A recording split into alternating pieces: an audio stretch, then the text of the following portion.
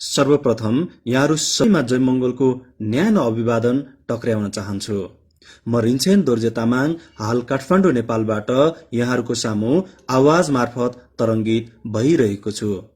सन् 1985 मा पहिलो पटक भूमिगत रूपमा छापिएर भूमिगत रूपमै वितरित नेपालको वास्तविक राजनीति र समाजलाई चिरफार गरिएको मंगोल मुक्तिको सञ्जीवनी बुटी स्वरूप मानिएको डाक्टर गोपाल गुरुङद्वारा लिखित नेपाली राजनीतिमा अदेखा सच्चाई 2018 मा प्रकाशित 10औं संस्करण पुस्तक आवाज मार्फत यहाँहरू सामु राख्न गइरहेको छु।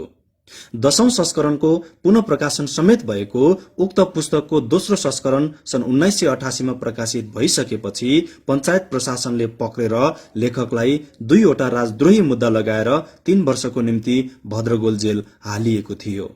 जेलभित्र रहँदा लेखकको निर्भयताप्रति सम्मान व्यक्त गर्दै संसारभरबाट प्राप्त भएका चिठीको केही अंशहरू समेटिएको यो पुस्तकको सुरुवात यसरी हुन्छ। विश्वका तिनी जिउँदा मूलवासी मान्छेहरूलाई जो आफ्नो मुलुकमा आफ्नो अधिकारको निम्ति दासत्वबाट मुक्ति पाउनको निम्ति छाती फुकाएर टाउको ठडाएर संघर्षरत छन्। हाँसी हाँसी फाँसी जान गर्व गर्छन् तर दासत्व स्वीकार्न तयार छैनन्। डाक्टर गोपाल गुरुङ। अगस्त 30, 1988 को घमाइलो दिन। मलाई डीएसपी कार्यालय काठमाडौँमा लगेर बुझाइयो। त्यसपछि अत्यन्त फोहोर चिसो अन्ध्यारो कोठामा बन्द गरियो, जहाँ न घाम लाग्थ्यो, न भोक लाग्दा खान पाइन्थ्यो, न तिर्खामा पानी, न टट्टी पिसाब नै आवश्यकता अनुसार गर्न पाइने छुट थियो। भोलिपल्ट 5 घण्टासम्म डीएसपी, सब इन्सपेक्टर र सरकारी वकिलको लगातारको प्रश्न थियो। मैले 5 वर्ष अघि लेखेको पुस्तक नेपाली राजनीतिमा अदेखा सच्चाई हिडन फ्याक्ट्स इन नेप्लिज पोलिटिक्समा लेखिएका हरफहरूप्रति 2 क्षेत्री डीएसपी र सरकारी वकिल, 1 बाउन्डको सब इन्सपेक्टर, प्रश्नहरूको बौछावार मात्र थिएन, माझमा धम्काई पनि थियो। पुस्तकको दोस्रो संस्करण यसै वर्षको पहिलो महिनामा प्रकाशित भएको थियो। पुस्तकको फोटोकपी डेस्कमाथि खुल्ला पृष्ठहरूमा थियो। त्यसपछि महिनौं बन्द कोठामा र त्यस ताकाको अञ्चलाधीश कार्यालयमा लगातार 3 दिनसम्मको बयान। त्यसपछि 2 वटा राजकाज मुद्दा, राजद्रोहीमा 3 वर्ष जेल चलान।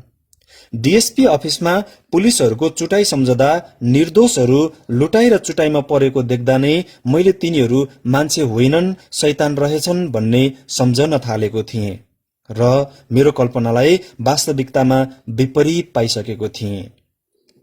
जेलमा सडाइएकाहरू पनि कैयौं त षड्यन्त्रको शिकार भएको पाएँ।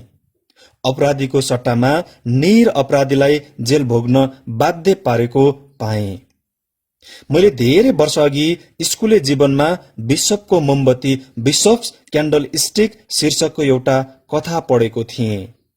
जेल दानवलाई मानव बनाउने ठाउँ हो भनेर, तर मैले नेपालको जेललाई त्यसको उल्टा पाएँ। मानवलाई दानव बनाउने ठाउँ पाएँ। मानवलाई दानवको व्यवहार गरिएको पाएँ। डीएसपी अफिसमा दिनको रु 7 पाइन्थ्यो भने जेलमा पठाइएपछि दिनको 700 ग्राम चामल र 4 रुपियाँ पाउन थालियो। जेलमा पनि आफ्नै जमात, भेडा भेडाकोसँग, बाख्रा बाख्राकोसँग भने जस्तो। चोरी केसमा पक्राउ पर्नेको, ज्यान मुद्दामा पर्नेहरूको, गल्लावाला केटी युवतीहरू बेचबिखन गर्नेहरूको आफ्नै जमात। ड्रग्स केसमा पक्राउ परेकोहरूको पनि आफ्नै समूह।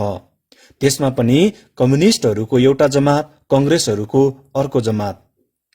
त्यसै अनुसार गफगाफ, बिरामी अवस्थामा पारस्परिक सहयोग, एउटै भान्सा कतै ठुलै र कतै टुक्रे। म पनि राजनीतिक बन्दी थिएँ र क श्रेणीकै बन्दी। अपितु म एकदमै एक्लो थिएँ, भिन्दै विचारमा पक्राउ परेको बन्दी। म थिएँ नेपालको 80% अहिन्दू मूलवासी मंगोलहरूप्रति 20% हिन्दू आर्य बाहुन क्षेत्रीले शताब्दीदेखि दबाउँदै आएको वास्तविकता जनता अघि छर्लङ्गाई दिएको पुस्तक लेख्दा परेको लेखक, पत्रकार, उपन्यासकार।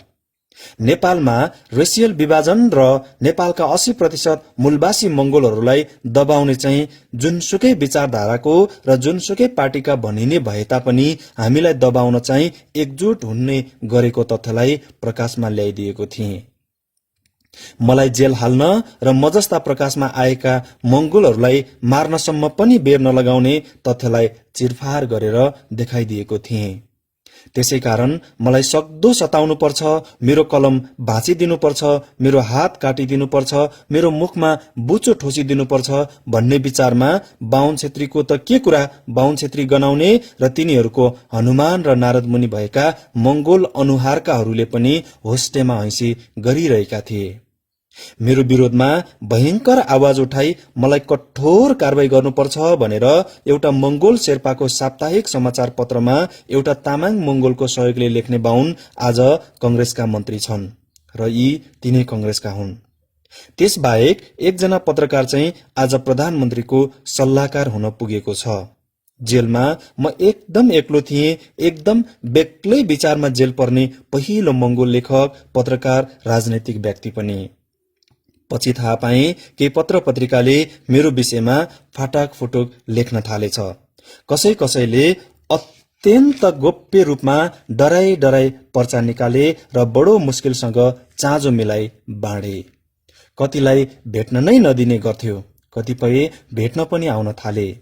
नेपालको मानव अधिकार संस्थाले मेरो विषयमा एक शब्द लेखेन, बोलेन, किनभने म बाहुन छेत्रीको जकड र पहुँच भएको त्यस संस्थाको निम्ति र तिनीहरूको निम्ति मानव थिइन, दानव अर्थात राक्षस थिए। किनकि म यस मुलुकको मूलवासी थिएँ, म मंगोल वंशजको थिएँ, म अहिन्दू थिएँ, म अनार्य थिएँ। आफूलाई सुर अथवा देवको सन्तान भन्ने बाहुन छेत्रीको यस भूमिमा भएको शोषण, दमन र षड्यन्त्रकारीहरूको भण्डाफोर गर्ने र आफ्नो अधिकार खोज्ने व्यक्ति थिए। तर संसार साँगुरिएको छ।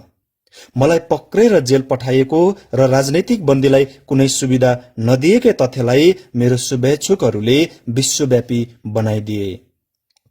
विश्वका पत्रकार साथीहरूले लेखे, बोले, त्यस ताकाको एक दलीय तानाशाह अधिनायकवाद सरकारलाई लेखे। आज पनि नेपालमा नाम मात्रको बहुदल आएको छ। आज पनि रसियल वैमनस्य र भेदभाव त्यस्तै छ जस्तो पृथ्वीनारायण शाह, राणाकालीन कालो युग, त्रिभुवन, बीपी कोइराला र महेन्द्रको पालामा थियो। आजको संविधान पनि हिजैको एकदलीय व्यवस्थाको जस्तो छ। त्यहाँ मानव अधिकार र प्रजातन्त्र, म लोकतन्त्र चाहन्छु, प्रजातन्त्र होइन, खोरभित्र बन्द गरिएकै छ र धर्मनिरपेक्षता फलामे साङ्लोमा नै जकडाइएको छ।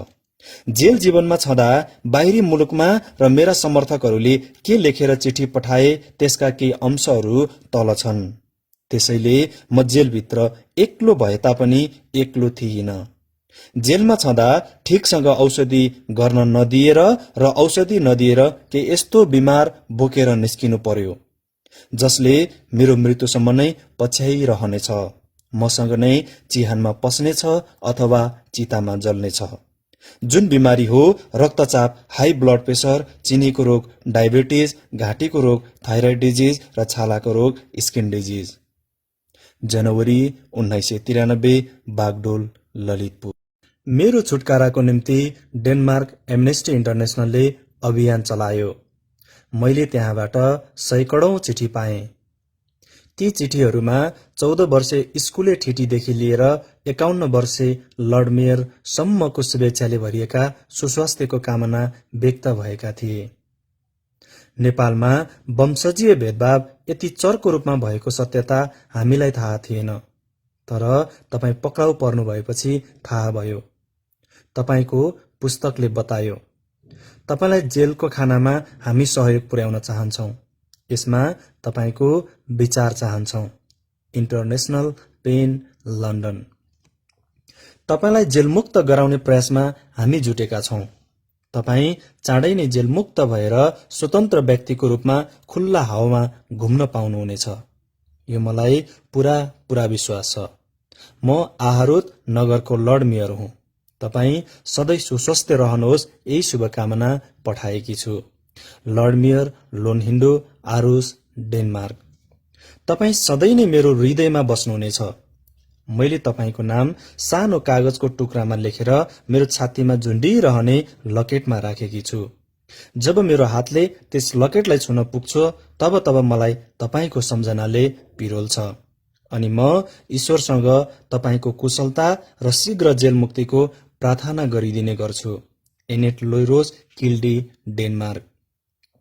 म यहाँ एमनेस्टी इन्टरनेसनलको सदस्य छु। यसले तपाईँको ठेगाना पहिलो स्थानमा छापेको छ।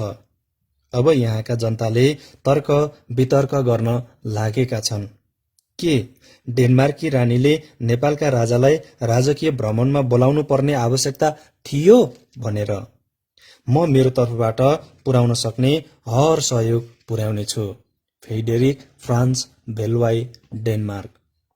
तपाईले जुन साहसिक काम गरेर देखाउनु भएको छ त्यो तपाईको मुलुकको निम्ति मात्र नभएर समस्त विश्वको मानव अधिकारको निम्ति गर्नुभएको छ।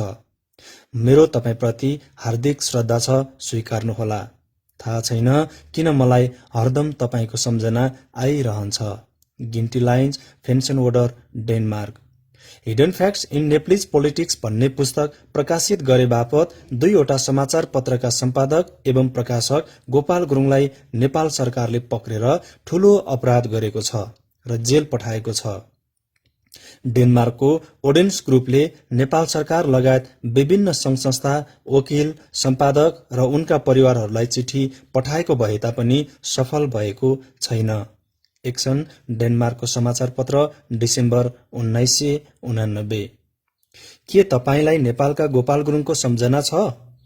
यसै समाचार पत्रमा उनको विषयमा डिसेम्बरमा समाचार प्रकाशित भएको थियो। अब उनी जेलमुक्त भएका छन्। ओडेन्सी ग्रुप अत्यन्त नै खुसी भएको छ किनभने उनलाई छुटाउने प्रयासमा यो ग्रुप लगातार लागेको थियो। डर के थियो भने उनी जेल मुक्त हुनु अघि नै जेलको ढोकाभित्र त्यो सानो राज्यमा कुनै नराम्रो घटना घटाउला कि भनेर। एक्सन समाचार पत्र, जुन 1990, डेनमार्क। हामीले तपाईको पक्राउ विषयलाई लिएर लगातार काम गरिरहेका छौं। हामीले मन्त्रीहरूलाई पनि लेखेका छौं।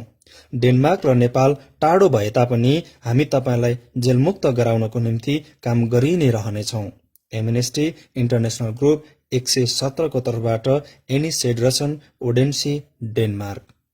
म 14 वर्षकी केटी हुँ। मैले तपाईको ठेगाना एमनेस्टी इन्टरनेसनल डेनमार्कबाट पाएँ। एमनेस्टीको पत्रिकामा छापिएको समाचारले तपाई पक्राउ पर्नु भएको कारण थाहा पाएँ। तपाईले hidden facts in Nepalese politics नामको पुस्तक लेखेर छपाउनु भएको रहेछ। त्यसैकारण तपाईलाई नेपाल सरकारले पक्रेछ। म 9 ग्रेडकी विद्यार्थी हुँ। तपाई चाँडै नै जेल मुक्त भएर स्वतन्त्र मान्छे भएको समाचार पढ्न र सुन्न सकौं। तपाईको स्वास्थ्य सधैँ राम्रो रहोस्। तपाईले मलाई सधैँ सम्झनुहोस्। रिनेट इम्ब्रसन, स्कान्डिने, मिया, डेनमार्क। तपाईले जेलमा कष्टपूर्ण जेल जीवन बिताइरहनु भएको भए तापनि तपाई उत्साहित र जोसिलो हुनुहुन्छ भन्ने लाग्छ। Hidden facts in Nepalese politics जस्तो पुस्तक लेख्नु भएर मानवको उद्धार गर्नुभएको छ। यस्ता पुस्तकहरू अझ लेखिदिनुहोस् भनेर म तपाईलाई प्रेरणा दिन सिवाय के नै पनि दिन सक्छु र यति टाढाबाट तपाईको निम्ति के नै पो गर्न सक्छु र। तपाईको सम्झना मसँग सधैँ नै बाँचिरहनेछ। क्रिस्टी म्याक्सन, कोपनहेगन, डेनमार्क। नेपालमा घटेको राजनैतिक घटनाहरूको विषयमा समाचारहरू पढ्दा र टिभीमा हेर्दा मलाई तपाईप्रति ज्यादै चिन्ता लाग्थ्यो। कहिलेकाहीँ म तपाईको विषयमा जति धेरै सोच्थे त्यति नै डराउँथे पनि। कतै चीनमा जस्तो तपाईलाई पनि खतम गरिदिने त होइन भनेर। तपाई जेल मुक्त हुनुभएको समाचार सुन्ने प्रतीक्षामा छु। वेन्ट विसेरी, सेन रोडोमाई, डेनमार्क। तपाई जेल मुक्त हुनुभएको समाचार सुनेर कति खुसी भएकी छु त्यो यो चिठीले व्यक्त गर्न नसक्ला। तर तपाई कल्पना गर्न सक्नुहुनेछ। मानव अधिकारको निम्ति त्यस्तो पुस्तक अझ लेख्नुहोस्। Kirsten Kristin Sen, भाइभी, Denmark. म 15 वर्षकी विद्यार्थी टिटी हुँ। म तपाईको सुस्वास्थ्यको निम्ति जे जसँग दिनहुँ प्रार्थना गरिदिन्छु। मेलिनी फेन्सनको, डिडेल, डेनमार्क। इभा मेरो नाम हो। म 14 वर्षकी विद्यार्थी केटी हुँ। चाँडै नै 15 वर्षकी हुनेछु।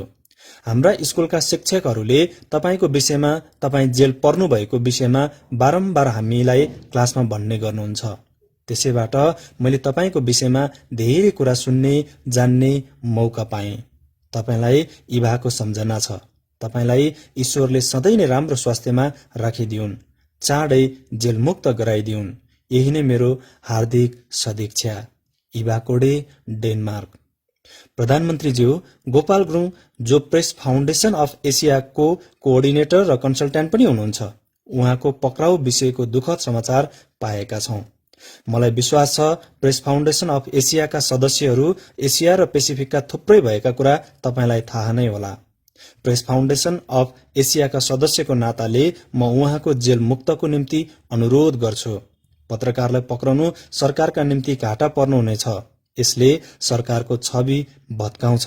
हामी गोपाल गुरुङले छुटकारा पाएको समाचारको स्वागत गर्छौं। Mochtar Lubis, director general, PF, Jakarta, Indonesia. Press foundation of Asia, Manila, फिलिपिन्समा प्रकाशित। नेपाली राजनीतिमा अदेखा सच्चाईका लेखक गोपाल गुरुङले आफ्नो पुस्तकमा नेपालका 80% अहिन्दू मंगोल वंशजका भएकोले नेपालमा हिन्दू राष्ट्र हुन नहुने दावी गर्नुभएको छ, जसको कारणले उहाँलाई जेल पठाइएको छ। सिक्किम, अबर्ज रबर, गान्तोक। शक्तिको चाकरी गरेर अरूको टाउको टेकेर र जनतालाई गुमराह गरेर निजी स्वार्थ पूर्ति गर्नेहरू धेरै पाइन्छन्। तर नेपाल जस्तो मुलुकमा त्यहाँका 80% अहिन्दू मंगोल मूलका जनताको निम्ति क्रान्तिकारी कलम उठाएर जेल जान कम्मर कसने साहस आजसम्म नेपालमा कसले गर्न सकेको थियो र? यो काम लरो तरो मान्छेबाट हुनै सक्दैन। तपाई दीर्घजीवी र सुस्वस्थ रहनुहोस्। असित राई, महानदी, दार्जिलिङ। जुन साहस र दूरदर्शिताको परिचय तपाईले नेपाली राजनीतिमा अदेखा सचाइमा दिनुभएको छ, त्यस्तो साहस आजसम्म नेपालमा त के नेपाल बाहिर पनि हाम्रो समाजमा कसैले पनि गर्न सकेको थिएन। तपाईलाई सम्झदा दक्षिण अफ्रिकाका नेल्सन मण्डेला, अमेरिकाका मार्टिन लुथर किङको सम्झना आउँछ। विक्रम राई, नागाल्यान्ड। राजतन्त्र र बाहुनतन्त्रमा होमिन पुग्नुभयो। जेल, नेल र जीवनको प्रवाह नगरी नेपालका 80% मंगोललाई मात्र होइन, हामीलाई पनि बेउजाउने यस्तो साहसिलो काम गरेर जुन सुकैले जोखिम उठाउन सक्दैन पनि। डीबी साम्पाङ, माउखानु, सिलाङ। तपाई नेपाल भूमिमा यस्तो व्यक्ति जन्मिनु भएको रहेछ कि तपाईको जन्म हामी मंगोलहरूको निम्ति आँखा भयो। तपाईले चाल्नु भएको पाइलोमा हिम्मत नहार्नुहोस्, हामी पछि छौं। खगेन्द्र थाक्लेहाङ, दानवारी, इलाम। मंगोल वंशजका नेल्सन मण्डेला, गोपाल गुरुङज्यू, तपाईले लेख्नु भएको पुस्तक नेपाली राजनीतिमा अदेखा सच्चाई पढेपछि मेरो नसा नै तात्यो। तिनीहरूप्रति घृणा जागियो। मेरो विचारधारा नै बदल्यो। तपाईको विचारलाई अघि बढाउन अथक प्रयासमा लागेको छु। पासाङ किपा शेर्पा लामा, जुनबेसी, तुम्बुक, सोलुखुम्बु। आजसम्म नेपालमा कसैले नगरेको, नसोचेको काम गरेर देखाइदिनु भयो। हिजोसम्म हामी मधेसी र पहाडीको कुरा गर्थ्यौं। त गुरुङ, त म थारू भनेर झगडा गर्थ्यौं। तर गहिरेर हेर्दा र पढ्दा भित्री कुरा अर्कै रहेछ। हामी तराईका थारू, कोचे, मेचे, धिमाल र पहाडका गुरुङ, मगर, नेवार जस्ता सबै मंगोल रहेछौं। मधेसिया र पहाडीको नारामा लडाउनेहरू त उही मधेसिया बाहुन क्षेत्री र पहाडिया बाहुन क्षेत्री रहेछन्। हामी त हतियार मात्र रहेछौं। अब व्यापक प्रचारको खाँचो छ। वीरेन्द्र चौधरी, दाङ। तपाईले जुन पुस्तक लेखेर हामी मंगोल समाजहरूलाई जुन गुण लगाउनु भएको छ, त्यो ऋण तिरी नसक्नु छ। विक्रम गुरुङ, तिर्छो बाटो, रुम्जाटार। तपाईको पुस्तक पढेपछि थाहा भयो हामीलाई बाहुन क्षेत्रीले कसरी राखेको रहेछन् भनेर। कम्युनिस्ट साथीहरूले मलाई साम्प्रदायिक भनेको तथ्य पनि थाहा पाए। हामी बिउजिएर हाम्रो अधिकार खोजे तिनीहरूको स्वार्थमा धक्का लाग्ने रहेछ। अब मैले कम्युनिस्ट छाडेर मंगोल हितमा लाग्ने पक्का गरे। तपाई मंगोल वंशजको चम्किलो तारा हुनुहुँदो रहेछ। योगेन्द्र तमु, बुखा देउराली, पर्वत। तपाईद्वारा लिखित पुस्तक नेपाली राजनीतिमा अदेखा सच्चाई पढे। हामीलाई पछौटे पार्ने को रहेछ बुझे। अब त्यसको निम्ति संघर्ष गर्ने प्रण गरेको छु। हिराधन गुरुङ, च्यानडाँडा, रुम्जाटार।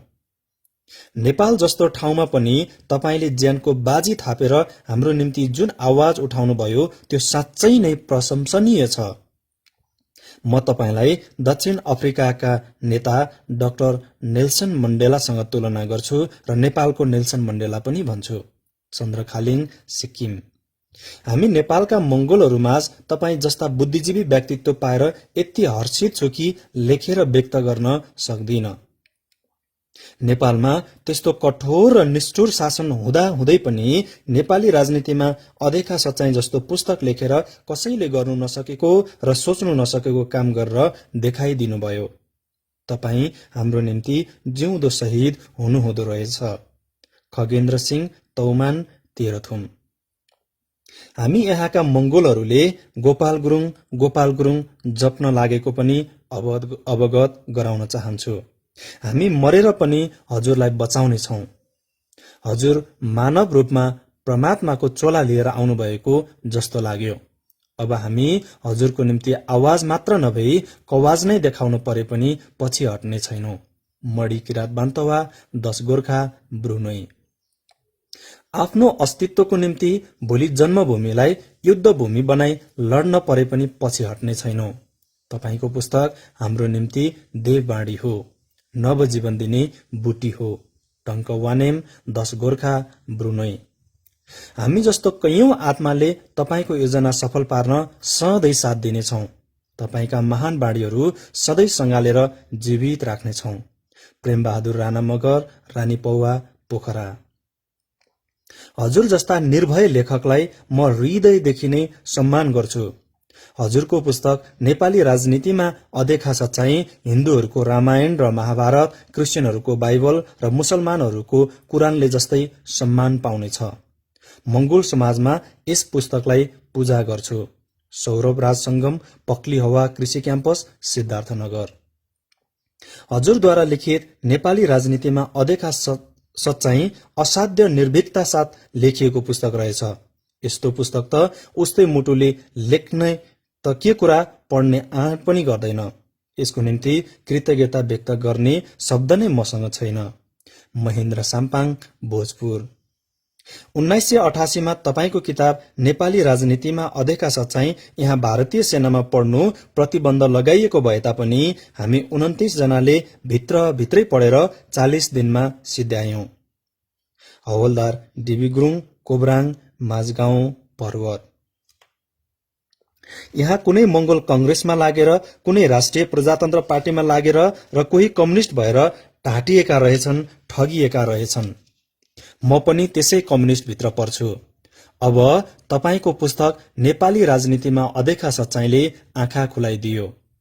अब आफ्नै अस्तित्वको खोजीमा तपाईको पछि लाग्नेछु। कुमार जबेगु, याङनाम, फाङसिला, पान्थर। श्रद्धेय समस्त मंगोल वंशजका मूल सम्राट गोपाल गुरुङज्यूलाई कोटी कोटी जय मंगोल। तपाईको पुस्तक नेपाली राजनीतिमा अदेखा सच्चाईले मेरो पनि आँखा खोलिदियो। यसै कारण यो साल पहिलो पल्ट हामीले हिन्दू चाड दशैं बहिष्कार गरिदियौं। कृष्ण घिसिङ तामाङ, सिद्धेश्वर, सिन्धुली।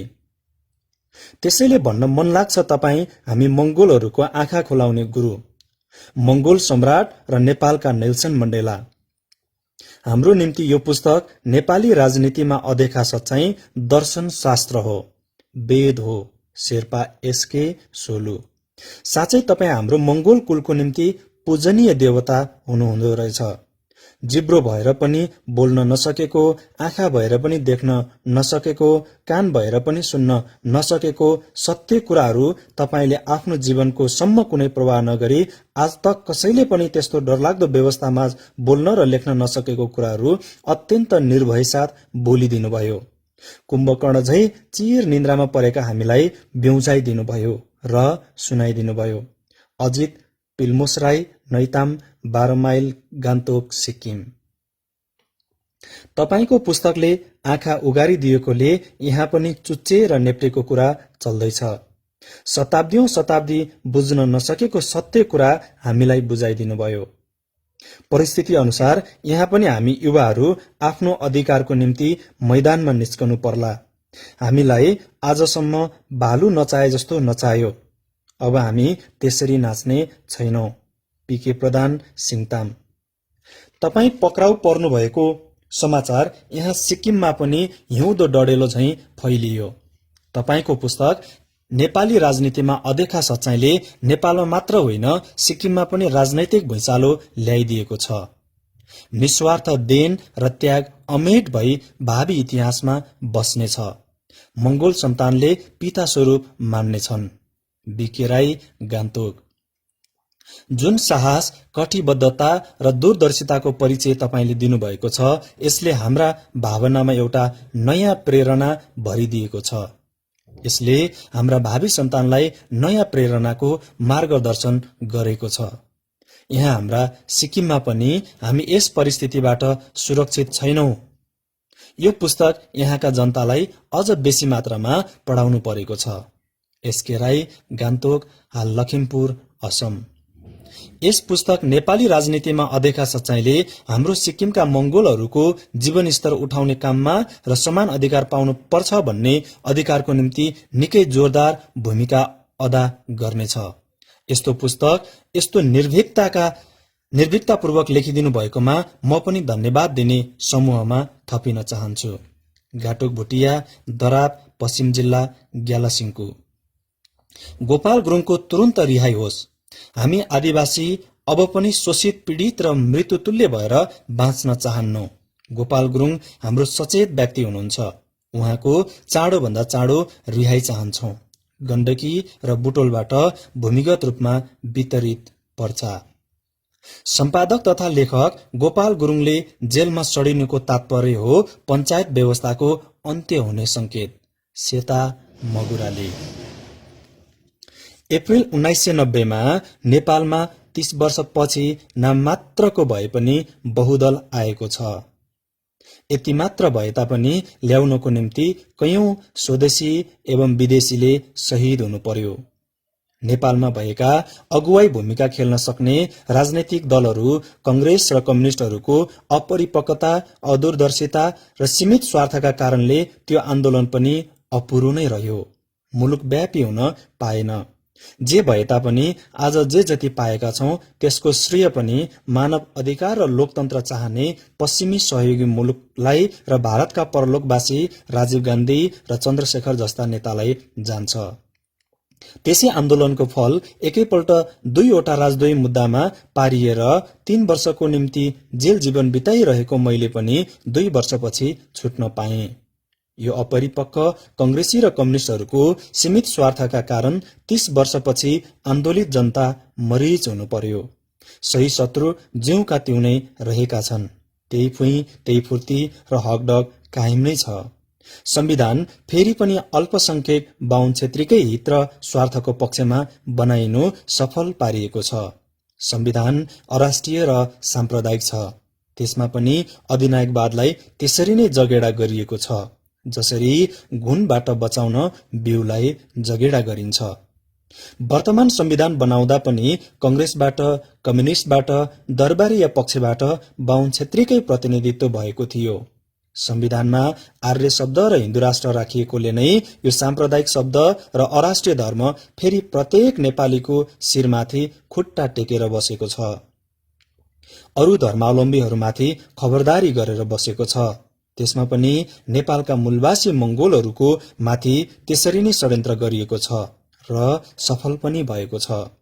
जसरी 1950 मा राणाहरूको 104 वर्षे शासन फेकिएपछि भएको थियो। यी वीर गोर्खाको बल, बुता, बरकत विदेशमा वीर गोर्खाको नामले अरूको निम्ति भएको छ भने स्वदेशमा हनुमान जस्तै भएर बाहुन क्षेत्रीको निम्ति।